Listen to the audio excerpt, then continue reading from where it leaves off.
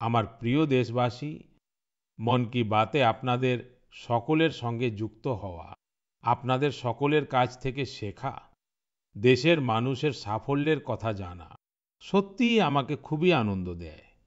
একে অপরের সঙ্গে নিজেদের কথা ভাগ করে নিতে নিতে, নিজেদের মন কি বাত বলতে বলতে আমরা টেরই পেলাম না যে এই অনুষ্ঠানটি ১২৫টি পর্ব সম্পূর্ণ করে ফেলেছে।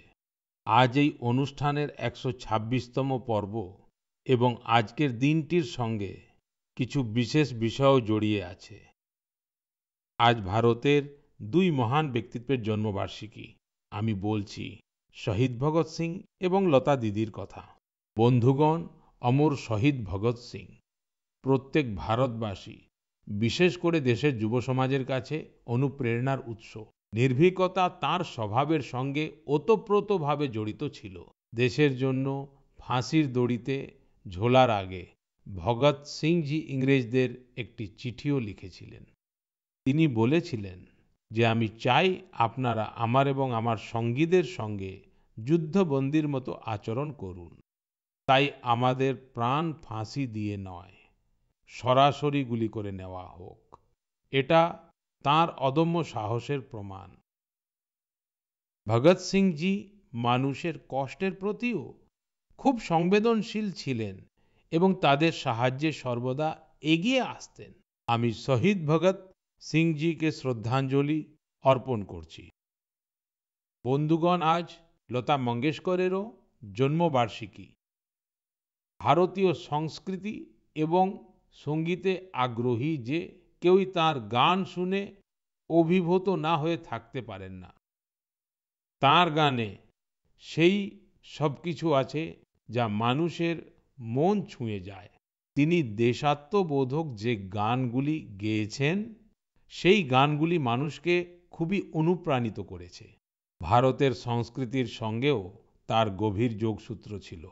আমি লতা দিদির প্রতি হৃদয় থেকে আমার শ্রদ্ধাঞ্জলি জ্ঞাপন করছি।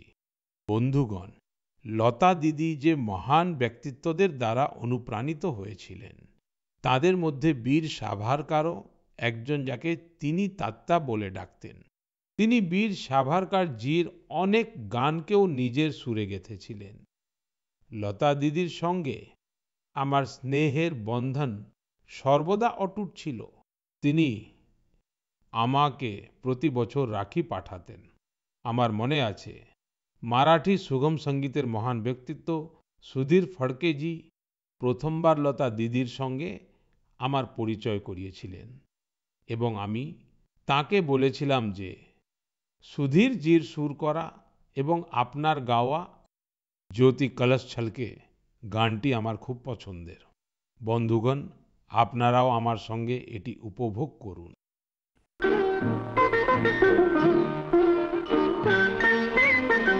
ज्योति कलश छलके, ज्योति कलश छलके, ज्योति कलश छलके, ज्योति कलश छलके। वे गुलाबी लाल सुनहरे रंग दल बादल के, ज्योति कलश छलके। প্রিয় দেশবাসী, নবরাত্রির এই সময়ে আমরা শক্তির উপাসনা করি।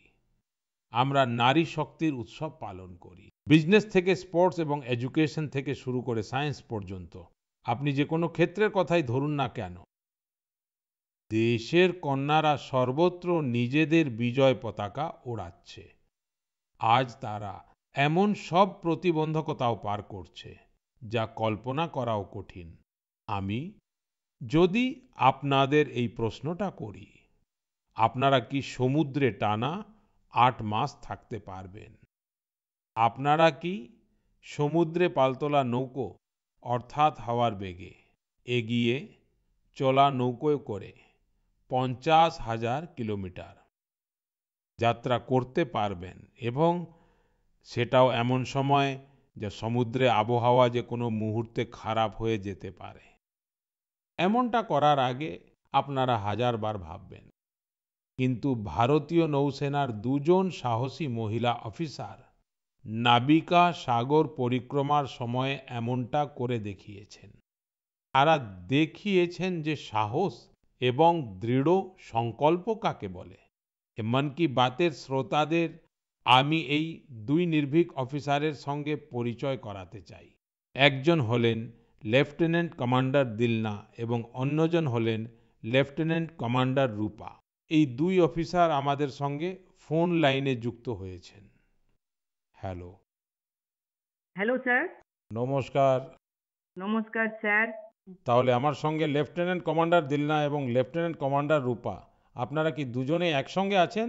হ্যাঁ, দুজনে আছি স্যার। আচ্ছা, আপনাদের দুজনকেই নমস্কারাম এবং ভানাক্কাম। ভানাক্কাম স্যার। নমস্কারাম স্যার। আচ্ছা, প্রথমেই দেশবাসী আপনাদের দুজনের ব্যাপারে শুনতে চায়। আপনারা একটু বলুন। স্যার, আমি লেফটেন্যান্ট কমান্ডার দিলনা, আর আমি ইন্ডিয়ান নেভিতে লজিস্টিক্স ক্যাডারের সদস্য। স্যার, আমি 2014 সালে নেভিতে কমিশন হয়েছিলাম, আর আমি কেরালার কোজিকোড়ের বাসিন্দা। স্যার, আমার বাবা আর্মিতে ছিলেন এবং আমার মা হাউস ওয়াইফ। আমার স্বামীও ইন্ডিয়ান নেভিতে অফিসার, আর আমার বোন এনসিসিতে চাকরি করে। জয় হিন্দ স্যার। আমি লেফটেন্যান্ট কমান্ডার রূপা, আর আমি 2017-তে নেভাল আর্মামেন্ট ইন্সপেকশন ক্যাডারে নেভিতে যোগ দিয়েছি। আমার বাবা তামিলনাড়ু বাসিন্দা এবং আমার মা পন্ডিচেরির বাসিন্দা। আমার বাবা এয়ারফোর্সে ছিলেন। আসলে ডিফেন্সে যোগ দেওয়ার জন্য আমি ওনার থেকে অনুপ্রেরণা পেয়েছি, আর আমার মা হোম মেকার ছিলেন।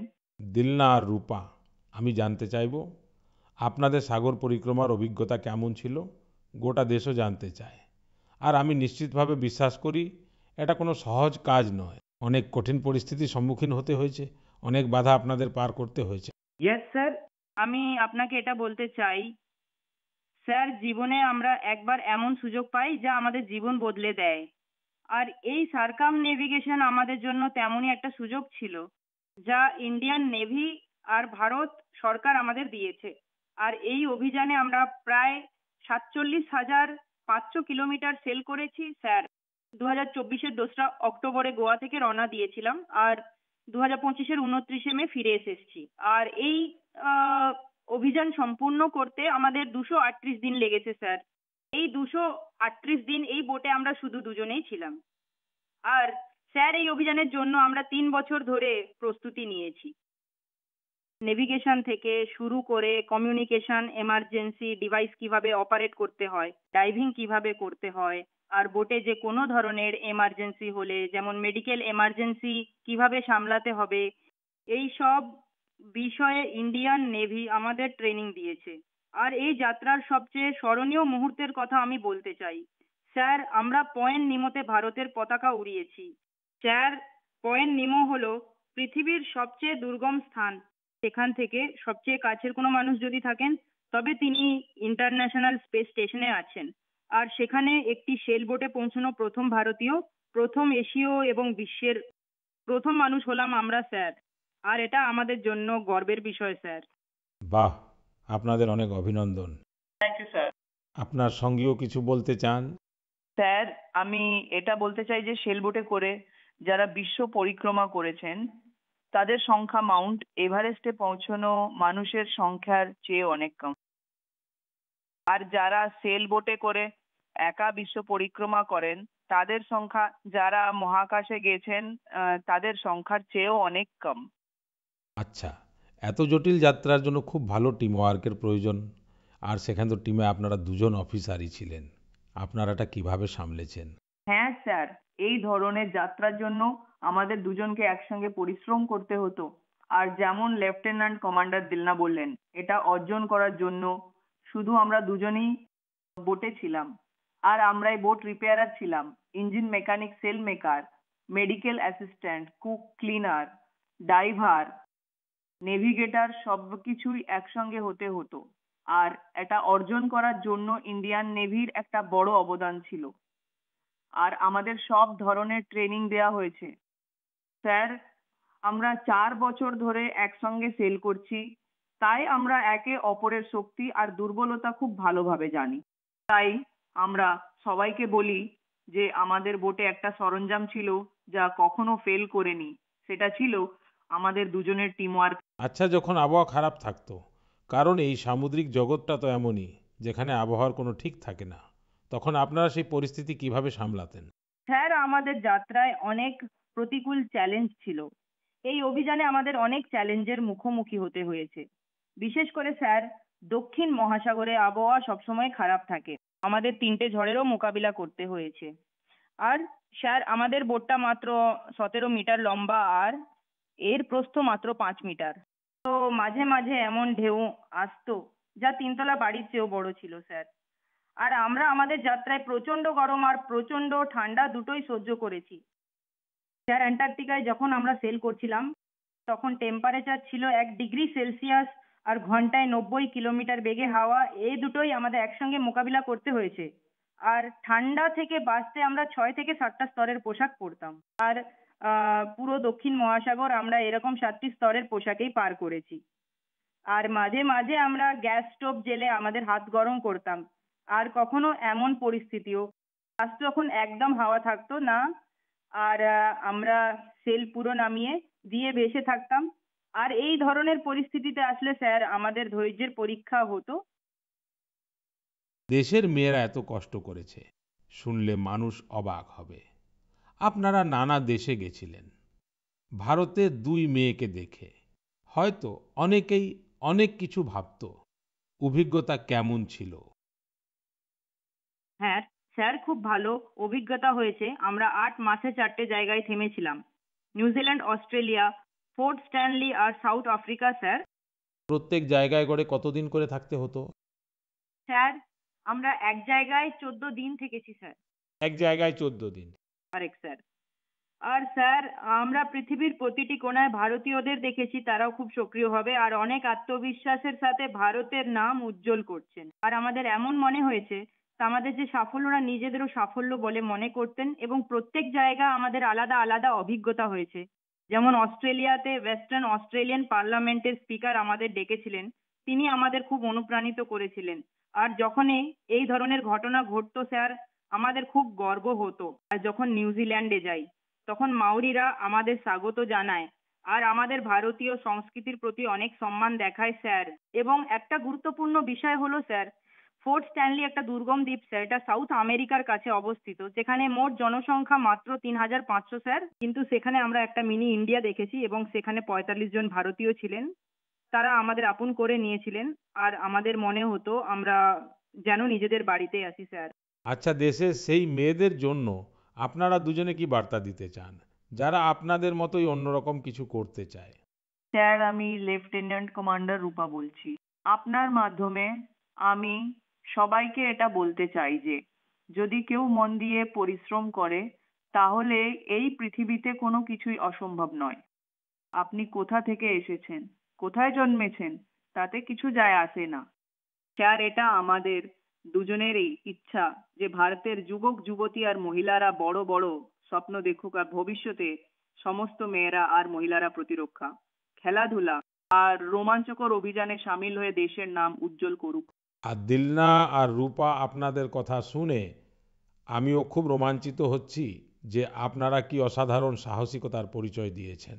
আপনাদের দুজনকে আমার তরফ থেকে অনেক অনেক ধন্যবাদ। নিশ্চিতভাবে আপনাদের পরিশ্রম, আপনাদের সাফল্য, আপনাদের কৃতিত্ব দেশের যুবক যুবতীদের খুব অনুপ্রাণিত করবে। এইভাবেই তেরঙ্গা ওড়াতে থাকুন। ভবিষ্যতের প্রচেষ্টার জন্য আপনাদের আমার অনেক অনেক শুভেচ্ছা। Thank you sir. অনেক অনেক ধন্যবাদ। ভানাক্কাম। নমস্কারম। নমস্কার স্যার। বন্ধুগণ, আমাদের বিভিন্ন উৎসব ভারতের সংস্কৃতিকে জীবন্ত করে রাখে। ছট পুজো এমনই এক পবিত্র উৎসব যা দীপাবলির পরে আসে। সূর্যদেবকে উৎসর্গীকৃত এই মহান উৎসবটি সত্যিই খুবই বিশেষ।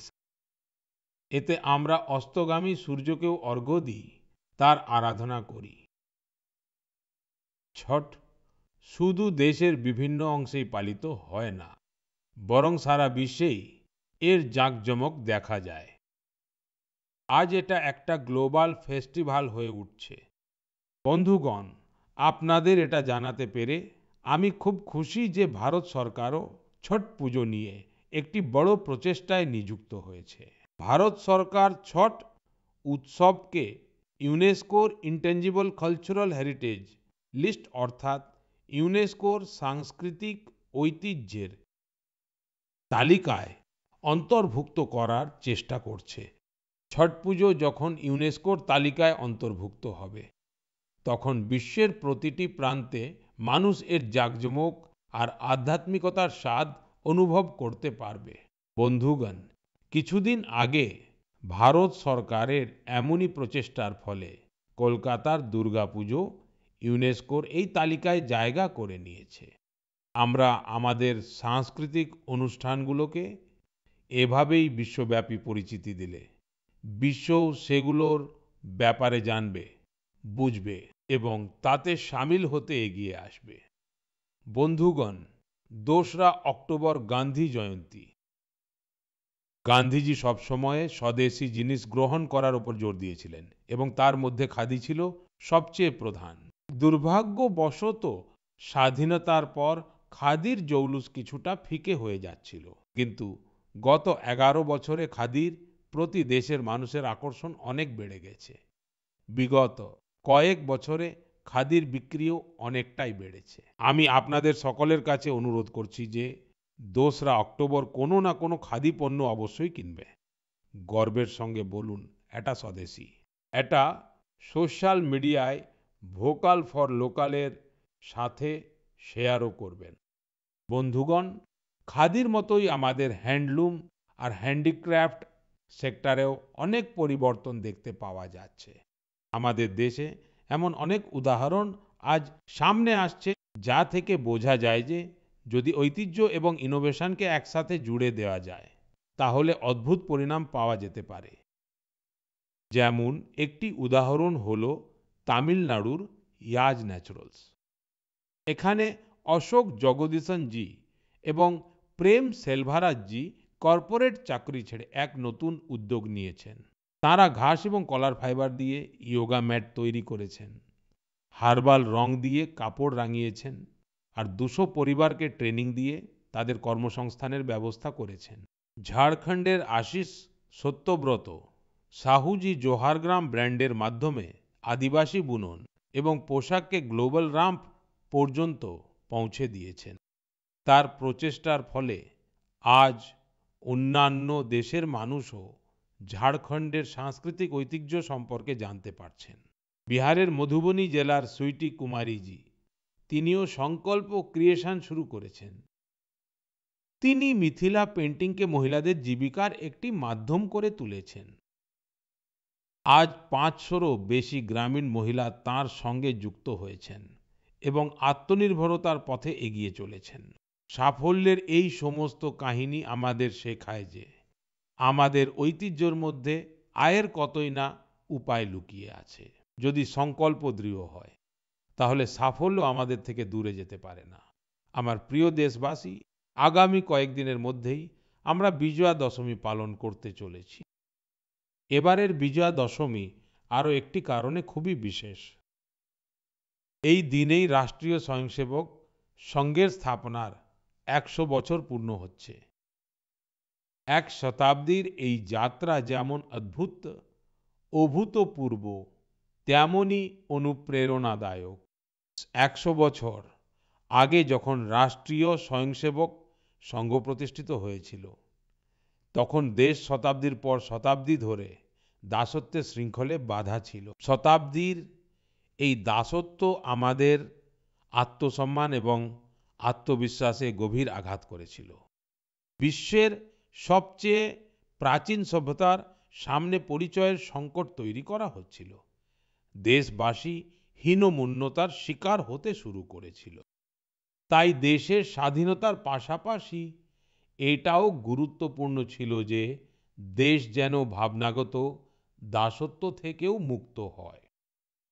সবচেয়ে পরম পূজ্য ডাক্তার হেডগেওয়ারজি এই বিষয়টি নিয়ে আলোচনা শুরু করলেন এবং তারপর এই বিরাট কাজের জন্য 1925 সালে বিজয়া দশমীর পুণ্য তিথিতে রাষ্ট্রীয় স্বয়ংসেবক সংঘ প্রতিষ্ঠা করেন।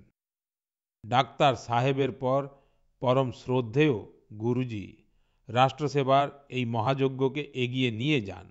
পরম শ্রদ্ধেয় গুরুজি বলতেন, রাষ্ট্রায়া সাহা ইদাং রাষ্ট্রায়া ইদাং না মম, অর্থাৎ এটা আমার নয়, এটা রাষ্ট্রের।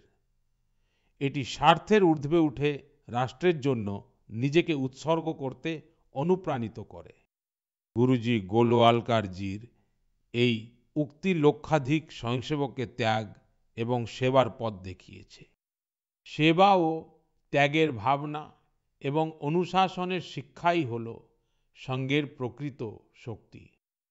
আজ আরএসএস 100 বছর ধরে অক্লান্তভাবে অবিরামভাবে রাষ্ট্রসেবার কাজে নিযুক্ত রয়েছে। তাই আমরা দেখি দেশের যেখানেই প্রাকৃতিক দুর্যোগ আসুক, আরএসএসের স্বয়ংসেবকরা সবার আগে সেখানে পৌঁছে যান। লক্ষাধিক স্বয়ংসেবকের জীবনের প্রতিটি কর্মে, প্রতিটি প্রচেষ্টায় রাষ্ট্র প্রথম অর্থাৎ নেশন ফার্স্টের ভাবনা সর্বদা সর্বাগ্রে থাকে। আমি রাষ্ট্রসেবার এই মহাযজ্ঞে নিজেকে সমর্পিত করা প্রত্যেক স্বয়ংসেবককে আমার শুভেচ্ছা জানাই।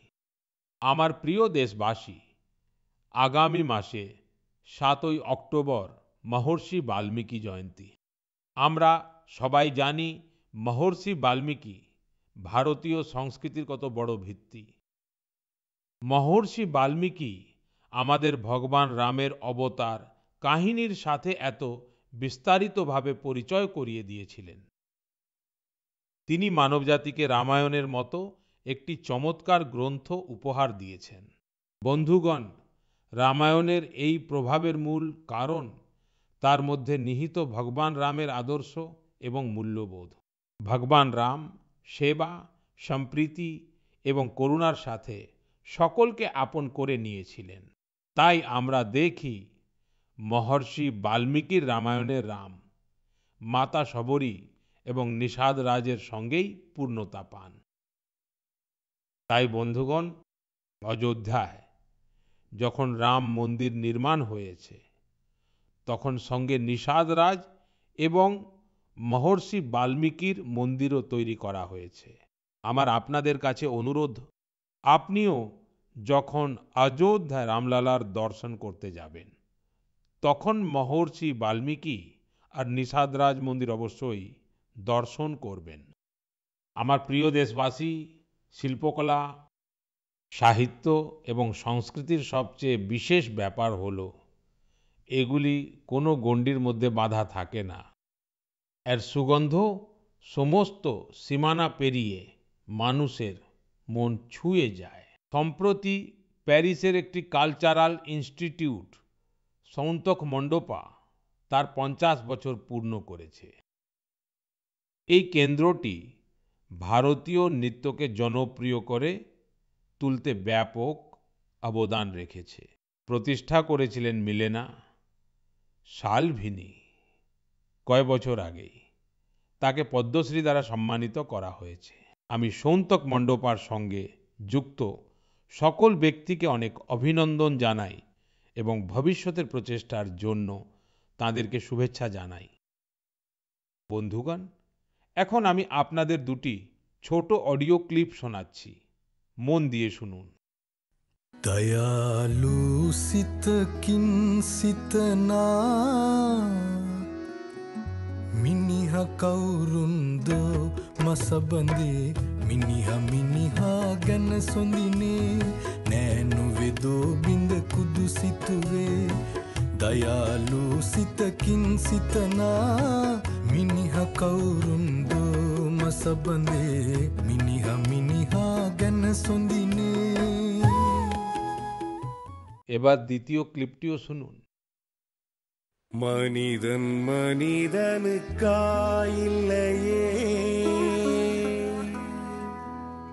மற்றதுதான் இங்கு கவலைப்படும்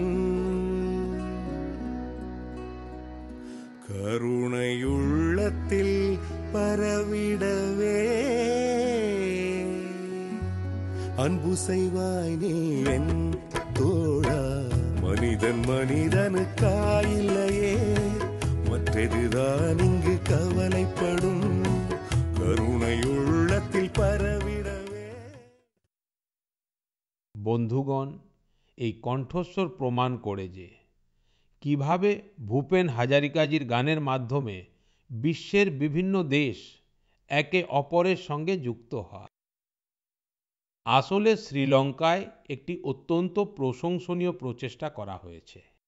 এতে ভূপেন দার বিখ্যাত গান মানুষ মানুষের জন্য, এই গানটি শ্রীলঙ্কার শিল্পীরা সিংহলি এবং তামিল ভাষায় অনুবাদ করেছেন।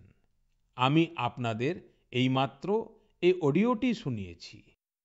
কিছুদিন আগে আমি আসামে তার জন্ম শতবার্ষিকী অনুষ্ঠানে যোগ দেওয়ার সৌভাগ্য লাভ করেছিলাম। এটি সত্যিই একটি অত্যন্ত স্মরণীয় অনুষ্ঠান ছিল। বন্ধুগণ, আসাম আজ যেখানে ভূপেন হাজারিকাজির জন্ম শতবার্ষিকী পালন করছে, সেখানেই কিছুদিন আগে একটি দুঃখজনক সময়ও এসেছে। জুবিন গর্গজির অকাল প্রয়াণে মানুষ শোকাহত। জুবিন গর্গ একজন বিখ্যাত গায়ক ছিলেন, যিনি সারা দেশে নিজের পরিচিতি তৈরি করেছিলেন। আসামের সংস্কৃতির সঙ্গে তার গভীর সম্পর্ক ছিল। জুবিন গর্গ আমাদের স্মৃতিতে চিরকাল থাকবেন এবং তাঁর সঙ্গীত আগামী প্রজন্মকে মুগ্ধ করবে। জুবিন গার্গ আসিল অহমর হমোস্কৃতির উজ্জ্বল রত্ন জনতার হৃদয়ত তেয় হৃদয় জিয়ায় থাকিব। বন্ধুগণ, কিছুদিন আগে আমাদের দেশ একজন মহান দার্শনিক ও চিন্তাবিদ এস.এল. ভৈরপ্পাজিকেও হারিয়েছে। আমার ভৈরপ্পাজির সঙ্গে ব্যক্তিগত যোগাযোগও ছিল এবং আমাদের মধ্যে অনেকবার বিভিন্ন বিষয়ে গভীর আলোচনাও হয়েছে। তাঁর রচনা তরুণ প্রজন্মের চিন্তাভাবনাকে পথ দেখাতে থাকবে। কন্নড় ভাষায় তাঁর অনেক রচনার অনুবাদও রয়েছে। তিনি আমাদের শিখিয়েছেন যে নিজের শিকড় এবং অবশ্যই সংস্কৃতির উপর গর্ববোধ করা ঠিক কতখানি গুরুত্বপূর্ণ। আমি এস.এল. ভৈরপ্পাজিকে আমার আন্তরিক শ্রদ্ধাঞ্জলি অর্পণ করছি এবং তরুণদের তাঁর রচনা পড়ার জন্য অনুরোধ করছি। আমার প্রিয় দেশবাসী, আগামী দিনগুলিতে একের পর এক উৎসব এবং আনন্দ আসতে চলেছে। প্রত্যেক উৎসবে আমরা প্রচুর কেনাকাটাও করি, আর এবার তো জিএসটি বাচাত উৎসবও চলছে। বন্ধুগণ, একটি সংকল্প গ্রহণ করে আপনারা আপনাদের উৎসবগুলিকে আরো বিশেষ করে তুলতে পারেন। যদি আমরা স্থির করি যে এবার উৎসব শুধু স্বদেশী জিনিস দিয়েই পালন করব, তাহলে দেখবেন আমাদের উৎসবের জৌলুস বহুগুণ বেড়ে যাবে। ভোকাল ফর লোকালকে কেনাকাটার মন্ত্র বানিয়ে নিন। চিরকালের জন্য স্থির করে নিন, যা দেশে তৈরি হয়েছে সেটাই কিনব। যা দেশের মানুষ তৈরি করেছে সেটাই ঘরে নিয়ে আসব। যাতে দেশের কোনো নাগরিকের পরিশ্রম জড়িয়ে আছে সেই জিনিসই ব্যবহার করব। যখন আমরা এমনটা করি, তখন আমরা শুধুমাত্র কোনো জিনিস কিনি না, আমরা কোনো পরিবারের আশা নিজেদের বাড়িতে নিয়ে আসি, কোনো কারিগরের পরিশ্রমকে সম্মান জানাই, কোনো তরুণ উদ্যোক্তার স্বপ্নকে ডানা মেলতে সাহায্য করি। বন্ধুগণ, উৎসবের সময়ে আমরা সবাই নিজেদের ঘর পরিষ্কার করি, কিন্তু পরিচ্ছন্নতা যেন শুধুমাত্র ঘরের চার দেয়ালের মধ্যে সীমাবদ্ধ না থাকে। গলি পাড়া, বাজার, গ্রাম সব জায়গায় পরিচ্ছন্নতা বজায় রাখা যেন আমাদের দায়িত্ব হয়। বন্ধুগণ, আমাদের এখানে এই পুরো সময়টাই উৎসবের সময়। এবং দীপাবলি এক প্রকার মহা উৎসবে পরিণত হয়। আমি আপনাদের সকলকে আসন্ন দীপাবলিরও অনেক অনেক শুভেচ্ছা জানাই। কিন্তু তার সাথে সাথে আবারও মনে করিয়ে দেব, আমাদের আত্মনির্ভর হতে হবে, দেশকে আত্মনির্ভর করে তুলতেই হবে, আর তার পথ স্বদেশীর মাধ্যমেই এগিয়ে যায়। বন্ধুগণ, মন কি বাতে এই পর্বে এটুকুই। আগামী মাসে আবার নতুন গল্প ও অনুপ্রেরণা নিয়ে আপনাদের সঙ্গে দেখা হবে। ততক্ষণের জন্য আপনাদের সকলকে অনেক শুভেচ্ছা, অনেক অনেক ধন্যবাদ।